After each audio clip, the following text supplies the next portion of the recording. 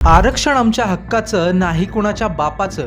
Doctor Babasaheb आंबेडकरांचा विजय असो अशी घोषणाबाजी करत आरक्षण उपवर्गीकरण विरोधी संघर्ष समितीच्या वतीने भर पावसात मोर्चा काढण्यात आला. यावेळी शेकडो आंबेडकरी अनुयायी सहभागी झाले होते. ईदगाह मैदानावर शनिवारी सकाळपासूनच आंबेडकरी अनुयायी जमण्यास सुरुवात झाली होती. त्यात पावसानेही हजेरी लावली. पाऊसधारा अंगावर झेलणाऱ्या मोर्चेकरांचा उत्साह तसूभरही कमी झाला नव्हता. दुपारी 1ला मोर्चाला सुरुवात झाली. समाजरक्षक अर्जुन पगारे यांनी मोर्चाचे नेतृत्व केले. हाती निळे ध्वज, डोक्यात निळी टोपी, गळ्यात निळं उपारणं घातलेले शेकडो महिला पुरुष मोर्चात सहभागी झाले होते. त्र्यंबक नाका सिग्नल, जिल्हा परिषद, ND पटेल रोड या भागातून मोर्चा पंचशील नगरमध्ये नेण्यात आला. पुढे गंजमाळ, खडकाळी सिग्नल, शालिमार मार्गे मोर्चा डॉक्टर बाबासाहेब आंबेडकर पुतळ्यापर्यंत नेण्यात आला.